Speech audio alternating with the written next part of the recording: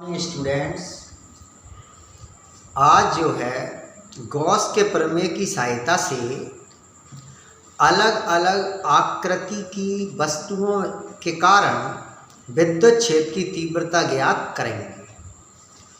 Gauss का जो खास प्रमेय है जो बार बार परीक्षा में आता है, क्यों खास है? क्योंकि हम इसकी सहायता से किसी भी आकृति के कारण विद्युत क्षेत्र की तीव्रता ज्ञात कर सकते हैं। इस क्रम में दो अलग अलग विद्युत क्षेत्र की तीव्रता ज्ञात करेंगे। पहले अपन देखें गॉस के प्रमेय का उपयोग करके, तो ये बहुत खास क्वेश्चन है, बार बार परीक्षा में आता है कि गॉस के प्रमेय की सहायता से रेखा आवेश के कारण, रेखा आवेश मतलब एक तार है और उस तार पर क्या है? आवेश। रेखा आवेश के कारण किसी बिंदु पर विद्युत क्षेत्र की तीव्रता ज्ञात करने के लिए सूत्र की स्थापना कीजिए। मतलब रेखा आवेश है और गॉस का प्रमेय उसमें लगाना है। एक बार अपन देखें तो रेखा मतलब एक तार है।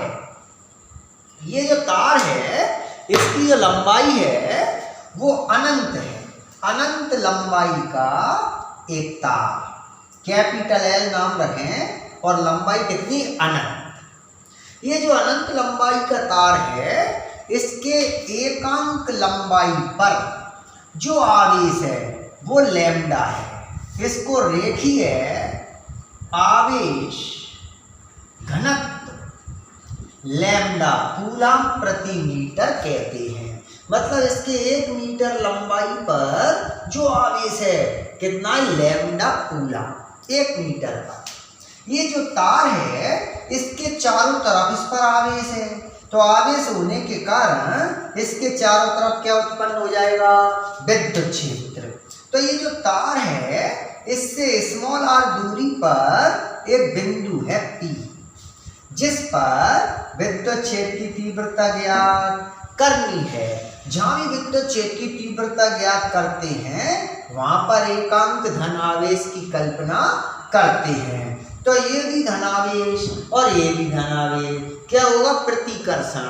तो तीव्रता किधर कार्य करेगी? बाहर की ओर। अब ये जो बिंदु लिया है हमने P, उसको आगे लिया है। मान लो पीछे ले लें, मान लो नीचे ले लें, ऊपर ले लें। यदि हम ऐसे कहीं पर भी एक बिंदु P लेंगे तो इसके लिए इस तार के चारों तरफ एक स्मॉल आर त्रिज्या के बेलन की कल्पना करें। बेलन मतलब सिलेंडर। स्मॉल आर त्रिज्या का जो बेलन मान लिया है, इसमें चाहे यहां पर दूरी नापें तो सभी जगह बिंदु की दूरी कितनी होगी? r। इस बेलन की त्रिज्या स्मॉल r है और इस बेलन की जो लंबाई है वो स्मॉल l है। ये जो स्मॉल l लंबाई का बेलन है इसके वक्र पृष्ठ को S कहते हैं। ये जो S वक्र पृष्ठ वाला बेलन है इससे गुजरने वाला हमको कुल विद्युत फ्लक्स निकालना है और जिससे विद्युत क्षेत्र की तीव्रता निकलेगी। इसके लिए सबसे पहले रेखीय आवेश घनत्व का एक सूत्र चाहिए। रेखीय आवेश घनत्व मीन्स पूरा जो आवेश है उसमें लंबाई का क्या देते हैं? भाग, जिसको एकांक लंबाई कहते हैं। इसकी जो लंबाई है वो L मान लें और जो रेखीय आवेश घनत्व है वो लैम्डा माना है, और इस बेलन पर जो आवेश है उसको Q मान लें। मतलब बेलन के अंदर कुल आवेश Q equal lambda into L। ये समीकरण 1 से पता चला कि जो आवेश है वो Q बराबर लैम्डा इंटू L है। अब हम इसके कारण विद्युत फ्लक्स निकालें। ये जो बेलन है तो बेलन के पृष्ठ S से गुजरने वाला कुल विद्युत फ्लक्स, कुल विद्युत फ्लक्स क्यों? क्योंकि इसका जो वक्र पृष्ठ S है वो निश्चित है, तो कुल फ्लक्स का सूत्र है phi equal E S cos theta.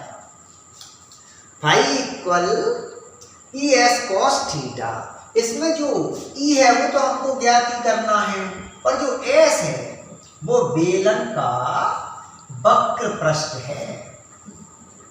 बेलन का वक्र पृष्ठ होता है 2 पाई आर एच होता था, लेकिन हमने इसको एल क्यों लिखा है? क्योंकि हमने लंबाई कितनी मानी है? एल, तो एल लंबाई यहां पे लिख दी। और जो गॉसीय पृष्ठ होता है, गॉसीय पृष्ठ, उसके लिए थीटा की वैल्यू कितनी होती है? 0 डिग्री। ये जैसे कि प्रश्न है ना, गॉसीय पृष्ठ है, तो गॉसीय पृष्ठ में थीटा इक्वल 0 डिग्री। ये दोनों यहां पर रख दें। अतः तो फाई इक्वल ए into 2 pi R L cos 0। Cos 0 का वैल्यू पता है 1, तो फाई इक्वल ए into 2 pi R L, equation number 2। अब ये जो फाई आया है ये गॉस के प्रमेय से भी हम पे आता है, परंतु गॉस के प्रमेय से phi equal Q upon epsilon 0। 3 number समीकरण 2 और 3 से मिला लेना को, तो E into 2 pi R L equal Q upon epsilon 0। ये दोनों आपस में कैसे कर दिए? बराबर। हमको E का मान चाहिए, तो Q upon 2 pi R L into epsilon 0 मिलाकर लिख लें, और Q की वैल्यू रख दें। Q का मान रखने पर रखें तो lambda L upon 2 pi R L epsilon 0, L से एल कट गए।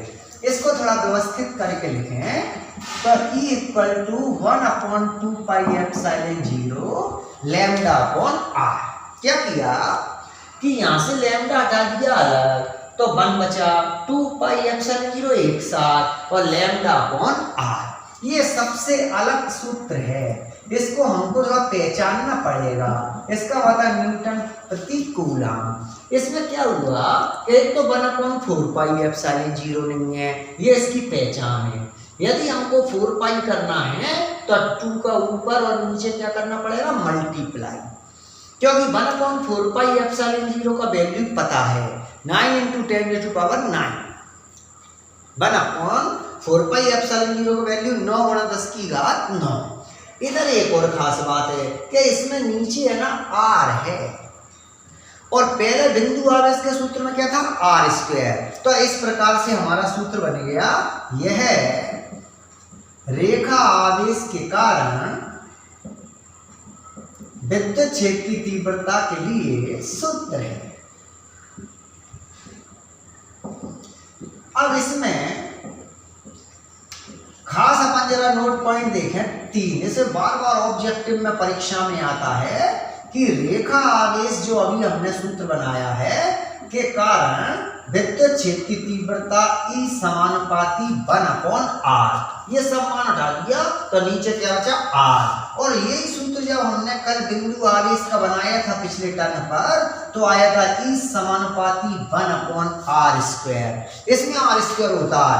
और तीसरा वैद्युत द्विध्रुव का जब बनाया था अक्षीय निरक्षीय में, तब आया था E समानुपाती 1/r³। इसका मतलब ये है कि 1/r रेखा आवेश में होता है, और बिंदु आवेश में 1/r², और वैद्युत द्विध्रुव में 1/r⁴। इनमें से कोई सा भी एक बिंदु ऑब्जेक्टिव में जरूर आता है। इस प्रकार ये गॉस के प्रमेय से रेखा आवेश का एक सूत्र बन गया है। एक और खास प्रश्न है जो अब इसके बाद बनाएं।